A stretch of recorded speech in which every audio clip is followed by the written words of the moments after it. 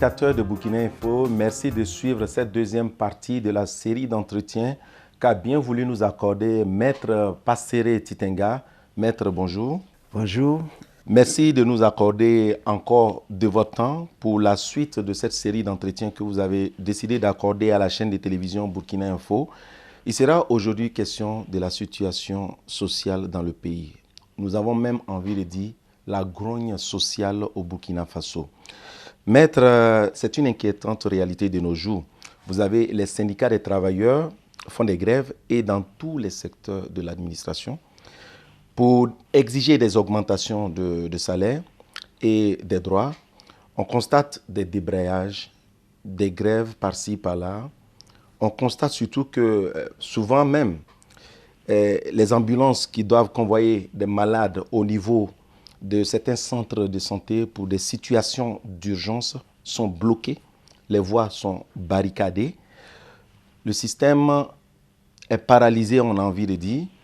La justice, le corps enseignant, en fait, tous les corps des travailleurs de l'État, tous ces corps sont en ébullition au Burkina Faso. Quelle lecture vous faites de la situation sociale en ce moment dans ce pays? J'ai envie de m'adresser à mon pays. J'ai envie de m'adresser aux travailleurs. J'ai envie de m'adresser aux étudiants, aux élèves, aux enfants. Mais surtout, il faut que je me contrôle. Parce que j'ai eu une vie traumatisante à travers le monde. Et je ne veux pas que cela arrive dans mon pays. Il y a très peu d'Africains qui ont l'expérience de Maître Passéré. Ne parlons pas de Burkinabé. Outre ma fonction d'avocat principal de la défense au tribunal pénal international, même président de l'association des avocats, près de 500 avocats, président d'honneur. Outre autres fonctions, j'ai été nommé par les Nations Unies expert indépendant sur la situation des droits de l'homme et dans les Grands Lacs, plus précisément la RDC. J'ai eu, par les Nations Unies, être envoyé dans d'autres pays, le Burundi par exemple, et tout. De 1996, pratiquement, jusqu'à 2015, Maître Passéré est hors du pays. J'ai vécu des expériences et je dois pouvoir tirer matière à réflexion pour mon pays. Grogne sociale. J'ai vu, j'ai assisté, le petit écran, des revendications de salaire, des revendications de tout domaine.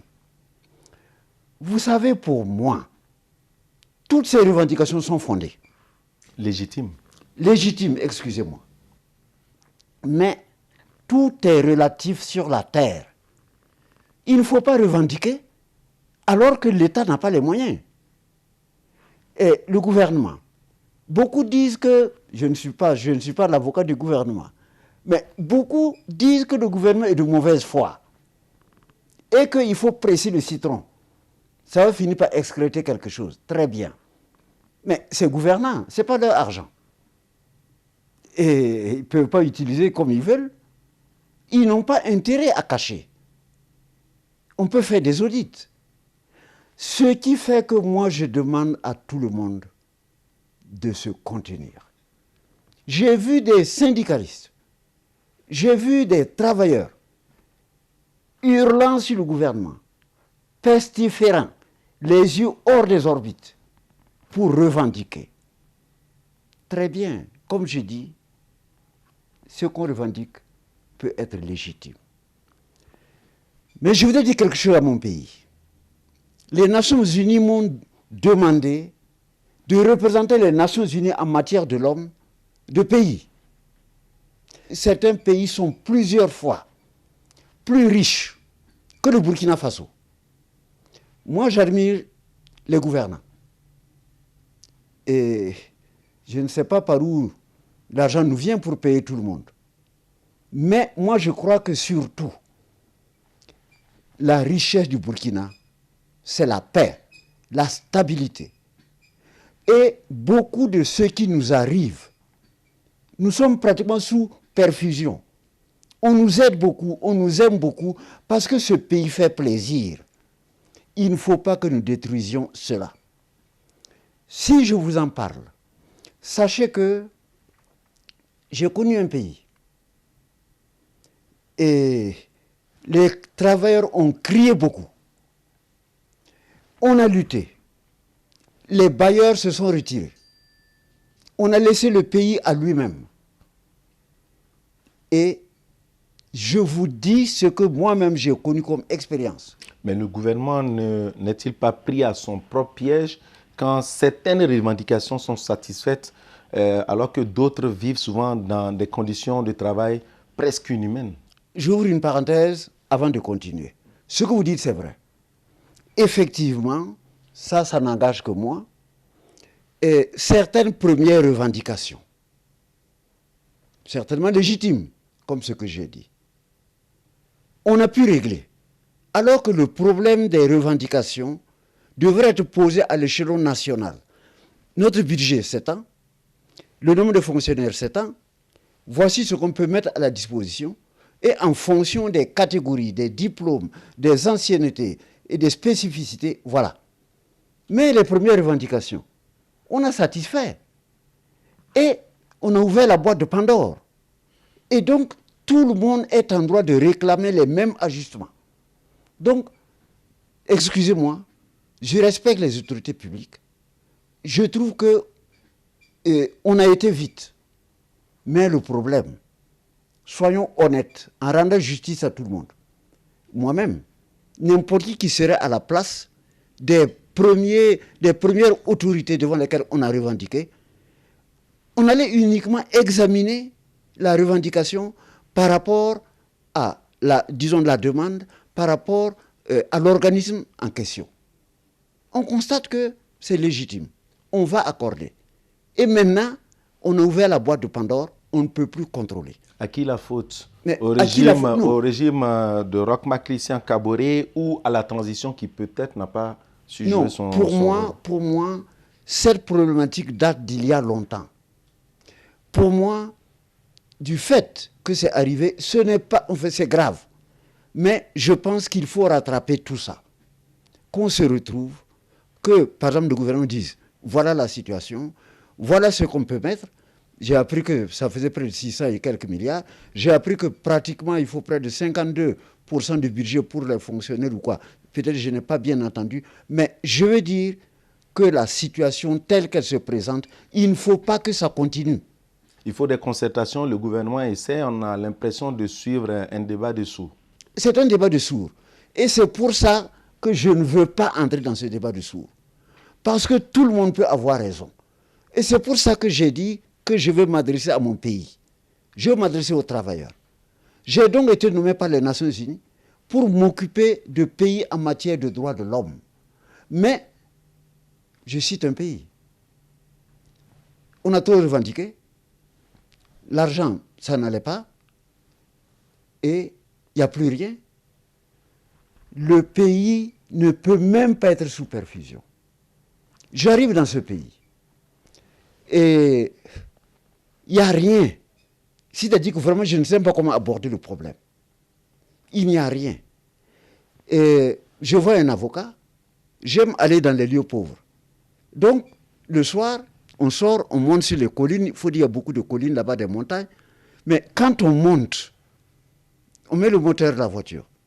Mais quand on descend, il coupe pour qu'on n'utilise pas du carburant parce qu'on ne donne que 7 litres de carburant par semaine à chaque directeur de service. Quand on descendait, j'ai vu un enfant de 7 ans qui s'agitait dans un fossé. J'ai dit, mais confrère, arrête-toi. Il dit, non, c'est l'enfant là, il est en train de mourir. Si, confrère, vous voulez voir d'autres enfants qui sont en train de mourir, devant, on va en trouver. Mais je ne peux pas m'arrêter parce qu'on n'a pas assez d'essence. Et il est presque 18 h, vous devez être à l'hôtel. J'ai dit, je ne peux pas. Arrête-toi. Il s'est arrêté, on a marché, on a pris l'enfant. La faim et tout. On l'a amené chez le confrère et on a fait la bouillie. On était obligé d'ouvrir la bouche, mettre par une sorte d'entonnoir la bouillie pour que ça puisse entrer. Une famine. ce que le pays a, ça ne va pas du tout.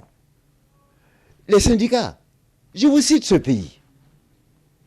Et j'ai été, parce que chaque année, je dois présenter un rapport devant l'ONU. L'Assemblée générale, à tous les mois d'octobre, j'ai présenté un rapport devant l'Assemblée générale des 200 ou 300 nations de la planète. J'ai rencontré le directeur de l'hôpital. Il dit, mais monsieur le bâtonnier, je suis arrivé au point où je prends les cadavres en otage. L'État n'a pas d'argent pour s'occuper du dispensaire et tout, parce que, alors, tant qu'on a admis des malades, un malade à l'hôpital, et qu'on n'a pas fini de payer les ordonnances, le cadavre ne sort pas. J'ai rencontré le ministre des Enseignements supérieurs, j'ai rencontré le ministre du secondaire, le ministre... Il dit, bâtonnier, l'État est pauvre. Les bailleurs ont quitté et ne s'occupent plus du pays. En raison de ça, ce n'est pas l'État qui paye les enseignants. Ce sont les parents d'élèves. J'ai rencontré la justice, le plus haut magistrat, le premier président de la Cour suprême. Il m'a reçu. Et j'ai posé beaucoup de questions. Il dit, bâtonnier, il fouille. Voilà mon bulletin de paye. Le premier président de la Cour suprême de ce pays avait pour tout salaire 30 $ US par mois. À peine 15 000 francs CFA. Le premier président de la Cour suprême. Par mois. J'ai été dans la deuxième ville de ce pays. Et j'ai présidé l'Assemblée générale, j'ai présidé le grand congrès des juristes du pays. Les magistrats, les hauts magistrats, les auxiliaires de justice, et les experts comptables, tout. J'ai présidé. Et après, le président du tribunal de grande instance qui me dit, mais monsieur le bâtonnier, moi, président du tribunal de grande instance, j'ai 22 $ US par mois. À peine 11 000 francs CFA. Et il me dit, ce n'est pas cela l'essentiel. Il dit, monsieur le président, qu'est-ce qui n'est pas l'essentiel? Il dit, eh bien, ça fait 4 ans que je n'ai pas mon salaire. Voilà la situation. Et j'ai été un peu plus loin, dans une ville. Le premier président de la Cour d'appel, il est venu en retard pour me recevoir. J'ai remarqué qu'il est venu en taxi-moto. La Cour d'appel même n'a pas de véhicule. Parce qu'on a créé une situation exécrable pour le pays. Les bailleurs sont partis et il n'y a plus rien. Et voilà la situation. Un jour, je présidais le système des Nations Unies. Je vous donne carrément des précisions. J'ai présidé le système des Nations Unies, toutes les organisations des Nations Unies, qui étaient à Bukavu, RDC. Je présidais. Et à un moment donné, j'ai été soulevé par mon garde-corps, par derrière. Il m'a pris, il a fui. J'étais dans un véhicule blindé et on m'a entouré de tanks ou de je ne sais quoi. On a foncé à l'hôtel et on m'a enfermé. Je précise pour qu'on me comprenne. Vu que j'allais aller dans des endroits dangereux, ma vie était en cause. Mon garde-corps, de ce qu'on a dit dans son curriculum vitae, a été garde-corps de Kofi Annan à une session de l'ONU. Garde-corps de le président de Cuba, Fidel Castro, à une session. Jean-Paul II, à une session. Donc, c'est parce que j'allais dans un endroit de mort qu'on m'a affecté. Et on m'a pris, on m'a amené à l'hôtel, on a bloqué les issues 300 mètres et on me dit, bâtonnier, l'ONU prépare un hélicoptère pour vous amener à Goma. Il dit, je ne quitte pas le pays. Tant que je n'ai pas fini la mission, le premier secrétaire général d'Arc Machel est mort ici en RDC. On ne dira pas que Maître Passeri de la patrie des hommes intègres est venu et pour sa propre sécurité, on l'a enlevé pour qu'il aille ailleurs. Je reste quitte à mourir. Question de sécurité. Je vous ouvre des parenthèses. Dans une seule province, 43 000 femmes violées en un an. 43 000. Imaginez-vous une province ici. 43 000 femmes violées. Et quand on dit violées, mais c'est quand la femme est déchiquetée, parce que si elle est seulement blessée, elle fera tout pour qu'on ne sache pas, parce que dès qu'on apprend qu'une femme est violée, elle est chassée de sa famille. Violée. J'ai eu à rencontrer des femmes. Une des femmes, et elle a été violée par 16 militaires. Le 16e dit, ben, toi, ton histoire là, excusez-moi de ce que j'ai dit, je rentre, je sors, ça me sert. Il faut élargir. Il sort son couteau à cran, il enfonce au niveau du nombril et il déchire jusqu'en bas. Je prends une deuxième. Elle, même cicatrice. Je dis, qu'est-ce qui s'est passé? Elle dit, moi, j'ai été violée par 6 militaires. Le 6e m'a dit, elle a dit au 6e, j'ai mal parce que je suis en grossesse de 6 mois. Peut-être ce n'est pas visible, sinon vraiment arrêtez, j'ai mal. Le monsieur dit, ah bon, vous êtes en grossesse? Il dit, oui. Où est l'enfant? Il dit, l'enfant est ici. Il sort son pistolet là et il tire. Dieu merci, excusez-moi de vous parler ainsi. Dieu merci, c'est l'insécurité. Sachez que du fait qu'il n'y a pas d'argent, les policiers ou ce qu'on appelle les gendarmes ne peuvent pas se déplacer, encore qu'il n'y a pas de moyens. Eh bien, ça se fait sur la route parce qu'on ne craint rien. Et Dieu merci, j'ai dit, quand 1 ou 2 minutes plus tard, des gens viennent, voilà comment on les prend et on va les cacher. J'ai montré une photo de la femme et le ventre déchiré, et cousu et tout, pour montrer l'insécurité. L'insécurité, tout ça pourquoi? La sécurité n'existe pas. Elle n'existe pas parce qu'il n'y a pas d'argent pour payer les policiers. Parce qu'il n'y a pas d'argent. Je vous ai cité le cas des magistrats et tout. Ce qui fait que nous devons faire beaucoup attention. Moi, je demande à mon pays, faisons tout, acceptons de négocier. Je ne veux pas identifier des gens, mais j'ai eu à travailler avec certains. Tolé Sagnon, par exemple. J'ai travaillé beaucoup avec lui, avant de quitter ou même étant. C'est-à-dire, on négocie, pour avoir ne serait que le minimum. On négocie et on essaie de voir ce qui est possible au niveau du pays.